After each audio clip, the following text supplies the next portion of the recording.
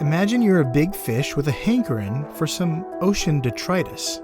You find a carcass that's descended to the seafloor, but you're late to the party. It's surrounded by a nightmare mob of tangled noodles, making quick work of the body. But no matter, you'll just take one of these noodles for your supper. But it's not a noodle. It's a Pacific hagfish. And with your first bite, you know you've made a huge mistake. But surprising defensive tactics are essential in the sea, especially if you seek success in life, death, and taxonomy.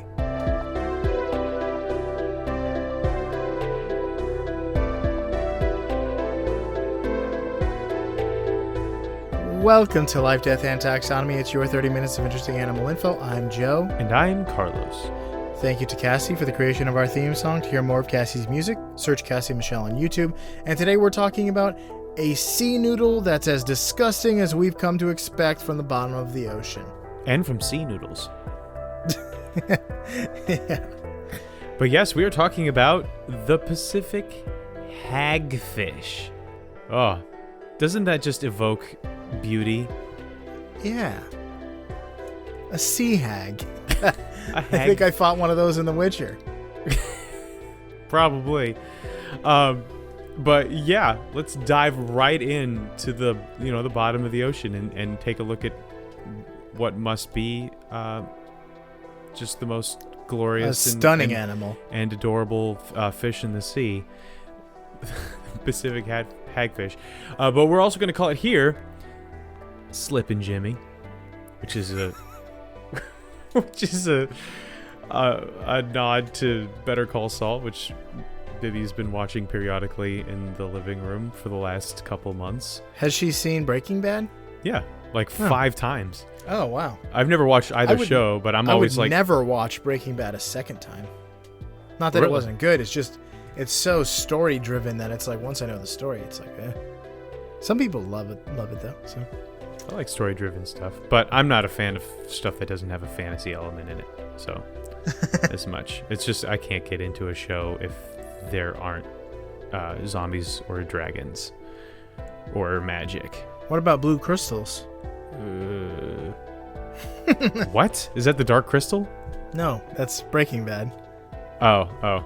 I mean, if they're they're magic, then yeah. I mean, some maybe consider them magic. Sure. Anyway, Elvis is being cut out probably. So yeah, Slippin' Jimmy. We're also gonna call it here Slime Time. Prime time for slime time. Which is a throwback to early 2000s Nickelodeon show where they just dump slime on absolutely everyone. For fun. And the baby Baba Yaga. Because it's a hag? Because it's a hagfish, yes. And also, I imagine they're the same level of attractiveness. Probably. But let's taxonomize this baby Baba Yaga, this BBY. That's the other droid from the new Star Wars is BBY. It's horrifying and eats children, but it's okay. It saves the rebellion. The kingdom is Animalia, because you know it, you love it, you're in it, and you got to have it. The phylum is Chordata, which we'll talk about in a bit, because that's up for a little bit of debate. We usually say it's phylum Chordata it's because Chordata. Whoa! I didn't realize. Oh, you didn't? I didn't realize it was in the Chordata, but I realized the thing that makes that contentious. Yes, because usually we say because it has a spine, but we're going to talk about why that is not necessarily true. The class is Myxini. That works for me. The order is Myxiniformes. Mix what in there for you? Cumin. Parmesan? Cumin and Parmesan. I would like you... Whatever dish requires both of those things. It's just got holiday, like earthy flavors, and also just a pile of cheese. Cheese and earth. The order. Oh no, the order. The family is Myxinidae. Myxinidae of cumin. Or like you got to mix in a day off. To keep, true. Just you don't to keep your energy levels up. Yeah, you do need a mix in a day. Mix in a leg day for sure. Oh yeah. You don't want to skip a leg day. The genus is Detritus. Sounds like a Greek hero. Mm-hmm. The species is stouty. Double I's at the end. So, detritus stouty. You have to say it with some apprehension. Stouty? Stout? Yeah, you got to have the upswing there. So, since we're in the business of naming things, it's time for my favorite part of the show, critter groups. The part of the show where I ask you, Joe, a question. That question is the same every time. What is the name of a group of this animal? Or what is the name for the term of venery? Or what is the collective noun? I could not find one for hagfish, but I could find one for lampreys. They're very similar to hagfish. In shape? Yeah, in shape and just and beauty, I would say as well. Shape and beauty. So if you saw a group of lampreys, would you call it A, a halen of lampreys, B, a bibble of lampreys, C, a choir, Q-U-I-R-E, of lampreys, or D, a surfeit of lampreys? These are all made-up words. None of them are made up. Actually, no, only one of them is made Technically, up. they're all made up. All words are made up. Yeah, that's Thor taught us that. I'm going to go with a choir. Final answer. Is it because I spelled it? No, it's because it's a word that sounds like another word, but it's actually got a weird spelling, and I've never heard of it before. So I feel like if you were going to make up and use a word, it wouldn't be a word that I would think is mundane, like choir. It's a roundabout, but am I right? You're incorrect. Dang. The answer was surfeit. Okay. Surfeit. Like, because he lives in the ocean, he likes to surf it. Yeah, that's exactly what that word means. I actually made up the word halen. It probably means something, Eddie Van. but it was just like Haylin. Yeah. Rip. Anyway, let's talk about where this thing lives. It's the absolute bottom of the world. As far as you can go. The bottom of the Pacific Ocean, which is the places on Earth that are closest to Hades. The yes, shale. And specifically, this slimy boy lives in the eastern portion of the Pacific, so along the North American coast on the west side. So, kind of down California, Mexico, Canada, not in that order. But yeah, so just picture the absolute bottom of the ocean with lots of pressure, very cold unless you're next to one of those volcanoes, and also basically no light. So where does it live? Well, where would an animal like that? Sorry, I said where. What does it look like? What would an animal that lives there look like? It's an eelworm snake. Noodle. Everyone's favorite thing. Yeah, eelworm snake noodle pasta. And it has a wide flat tail, kind of like a tadpole's tail. They're actually cartilaginous. Yes. Well, it's basically finless. It's technically finless. Doesn't really count. It's just a tail that's just broad, flat, and widened. Yes, widened. So they're cartilaginous, like sharks. So they're not bony fish. Tuna. Yeah. Yes. So they have a skeleton that is comprised of a skull and nothing else. Cartilage, skull, and nothing else. No, well, most things that have bones need more than. Just think of Kif from Futurama. Actually, I don't have bones. I'm supported by a series of fluid-filled bladders. We never get to hear the rest because people interrupt him. So, hagfish are actually the only animals that have a skull and no spine, but they are calling it a rudimentary vertebra that it has. So that's why it's still technically in the phylum Chordata, but all of this is up for debate because it does not have a spine that is made out of cartilage or bone. But it does have a rigid structure that goes down the length of its body, and they're saying that for all intents and purposes that functions as a spine, so it belongs in this phylum. It squeaked into the chordata. It got grandfathered in, really. It's a bit of nepotism. And so while it does have a skull, the hagfish doesn't have a jaw. So it's a jawless fish. So it does not belong in a Steven Spielberg movie. It actually has none of that.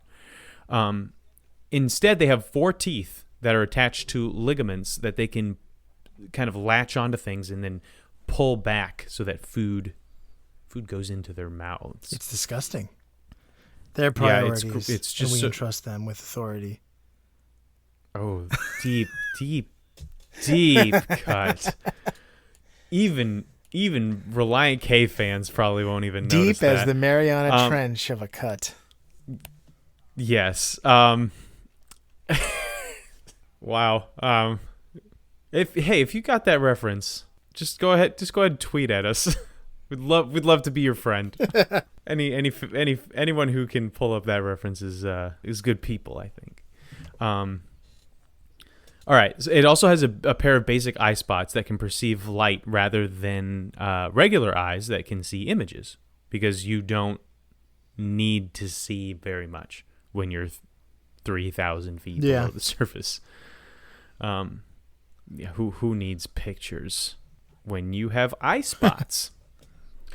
So, Joe, how about you go ahead and just tell us how big this noodle is. Well, that brings us to the Measure Up segment, the official listener's favorite part of the show, the part of the show when we present the animal size and dimensions in relatable terms through a quiz that's fun for the whole family. It's also part of the show that's introduced by you when you send in an audio of yourself saying, singing, or chittering the words Measure Up into ldtaxonomy@gmail.com. We don't have a new Measure Up intro this week. No. So that means we get to hear from an animal and Carlos has to guess what it is. I can't wait. Okie dokie. Without further ado, the listener's favorite part of the show.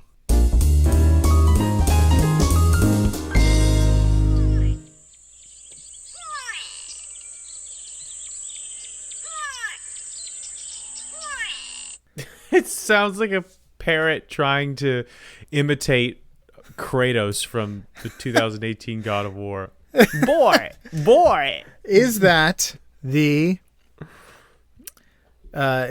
A, a Quaker parrot, B, a rock dove, C, the gray go-away bird, or D, the macaw?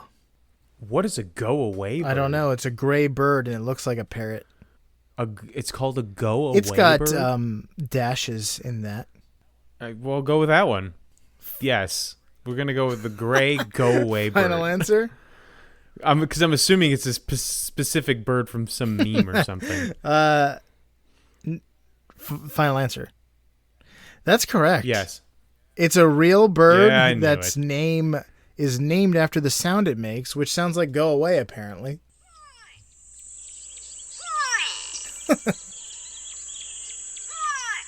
I guess.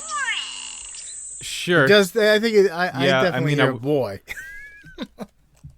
Yeah, it's not outlandish, but I would never ever mistake that for someone telling me to go away. What actually happened was that I forgot to prepare the animals, so I looked up a weird animal sound on the fly, and I found a video that had a cassowary on the front, and I was just gonna do like cassowary, emu, those, and the first one was the gray go-away bird. So very specific, and it's based on the sound it makes. So it's like it's telling you it's a Pokemon telling you its name. Yeah, and I probably would have gotten the cassowary because I remember That's that true. crazy sound it made. Well, let's talk about length. They are long, boys. That's basically the whole deal. They're 63 centimeters or 25 inches. How many declarations of independence go into the length of a hagfish? We're talking about the original, the one penned by Thomas Jefferson as a draft. Here's a hint.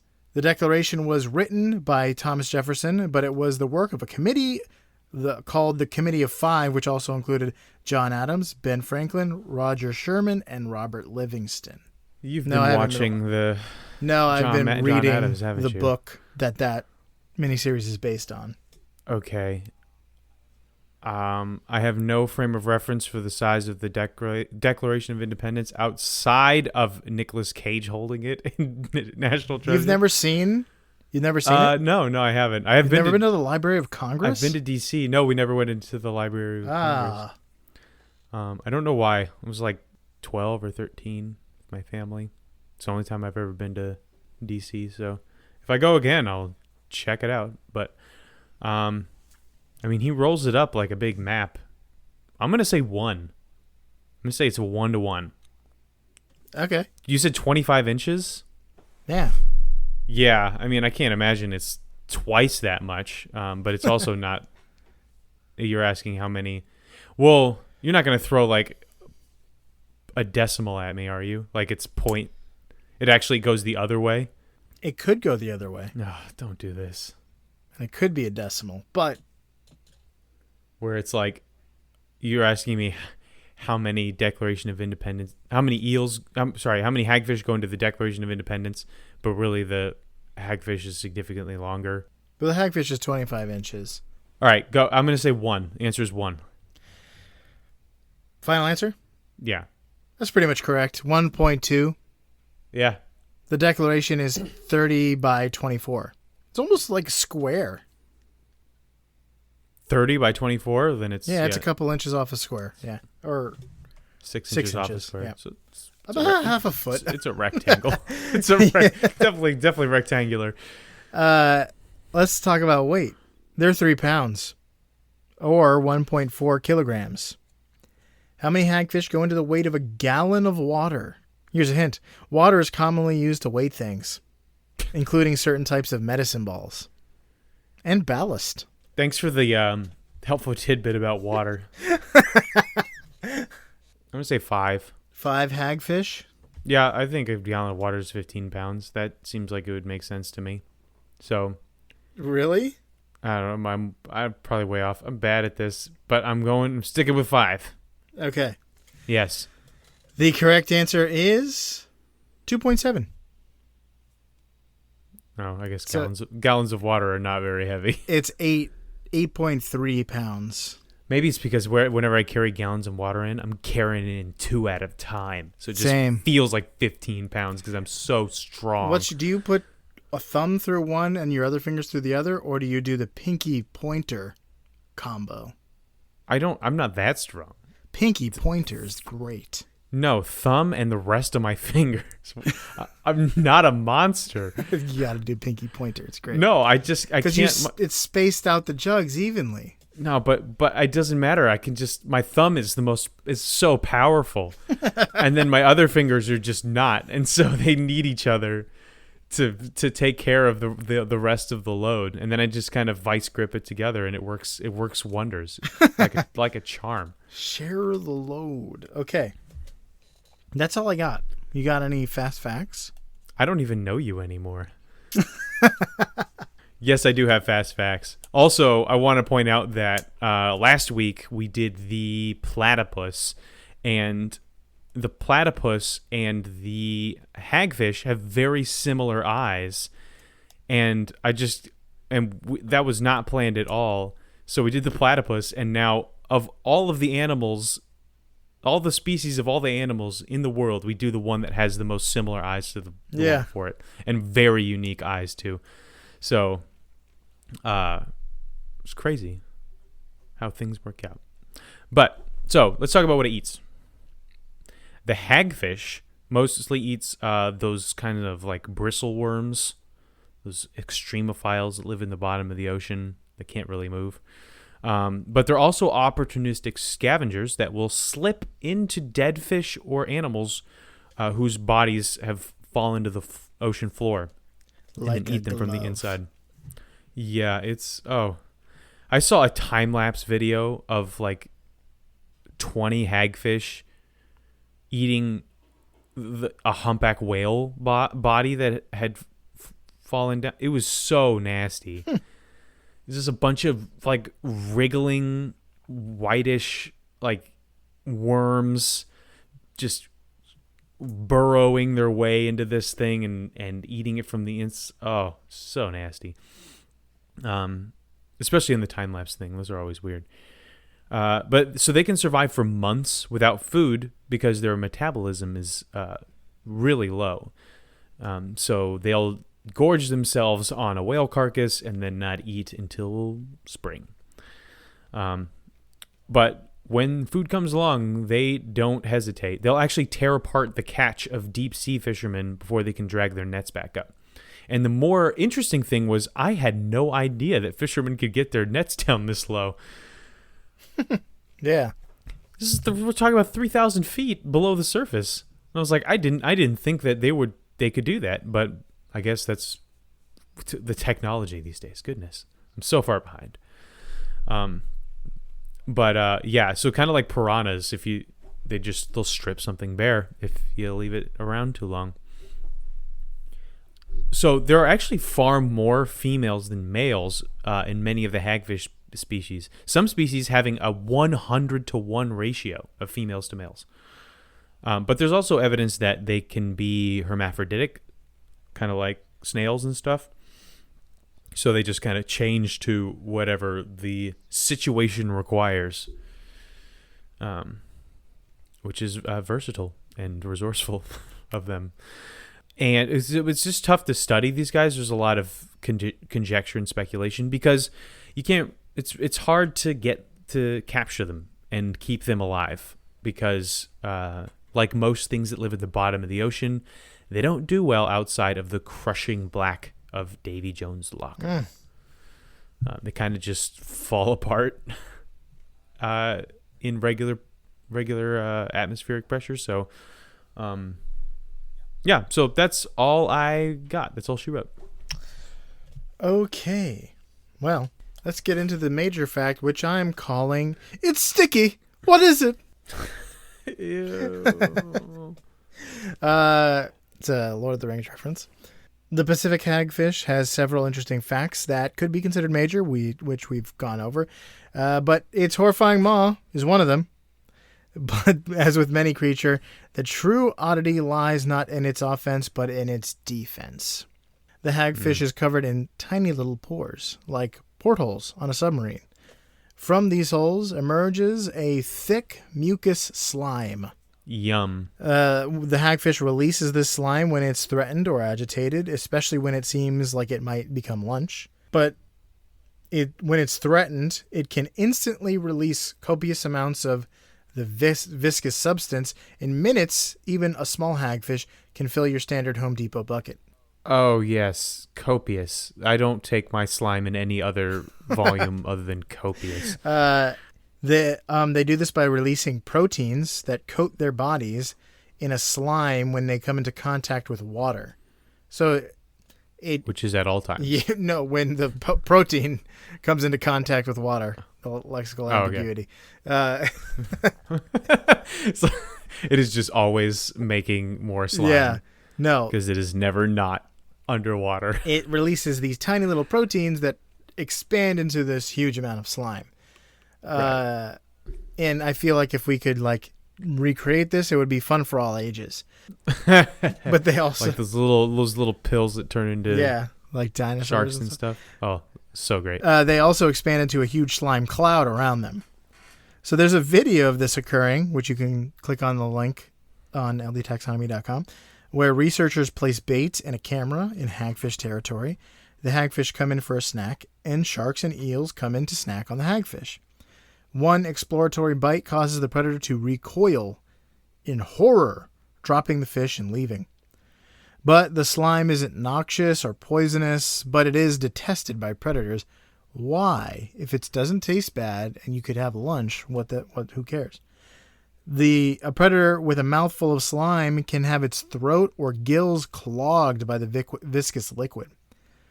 Oh. The slime is clingy, and fishermen, like you mentioned, that somehow come into contact with these guys, loathe to have it attached to their gear. So it's not something you really want in your gills if you're a fish. And like there was another video where a guy was in a big tank with a relatively small hagfish, and he was like handling it, and it was just oozing this viscous substance, and like he lifted his hands out of the water and it's just all over him, and it's like clingy and thick, so it's not like your typical like silly putty farting thing, you know, those things. Yeah, that's one way to use it, I suppose. It's not like that. It's like this thick, heavy, nasty liquid or semi-liquid. So yeah, shark will bite it, and then you think, well, if you get bit by a shark, you're done anyway. But it's just so slimy and slippery, they can wriggle out, and the shark is like, heck no, I don't want this. Clogging all my pores and giving me acne and stuff. Yeah, I know. It's just terrible for skincare, especially when you have shark skin. Yeah. But I imagine that like the goblin shark and the cookie cutter shark are the ones that get bullied. Are the ones that, and the sand shark. I think those are the ones that live at the bottom of the ocean. So whatever, they're ugly too. But that's all I got. Oh wow! So not only are these wriggling little worms things horrifying, but they're also just nasty in every sense. And they're called hagfish. That's just such a good, appropriate name for them. Have you seen a video of their mouths just kind of oozing out of their face covered in teeth? I have not. It's like a fleshy, like little ooze that just kind of pours out of the front of their head, and it's just got these teeth in it. And it's just disgusting. Disgusting. It's like a. Oh, what's the animal that like vomits its stomach onto something and then pulls it back in? Is it a snail? It might be. Might like a slug. That kind of just joyous occasion. Reverse Sarlacc. Yeah. Okay. Well, that's the hagfish. So for you out there in Podcastia, work under pressure. Keep your eye spots peeled. And use slime to your advantage, like you just won a Kids' Choice Award, like the hagfish here in Life, Death, Taxonomy.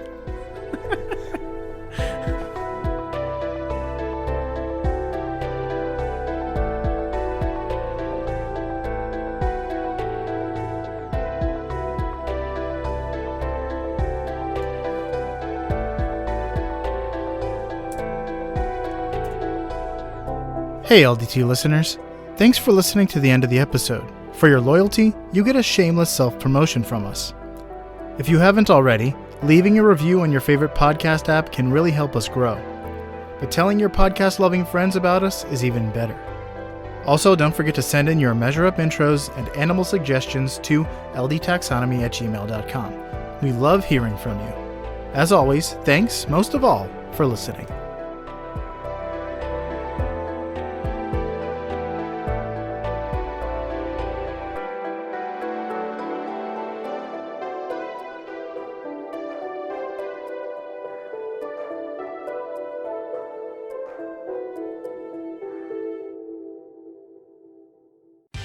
Life, Death, and Taxonomy is my favorite in the world podcast.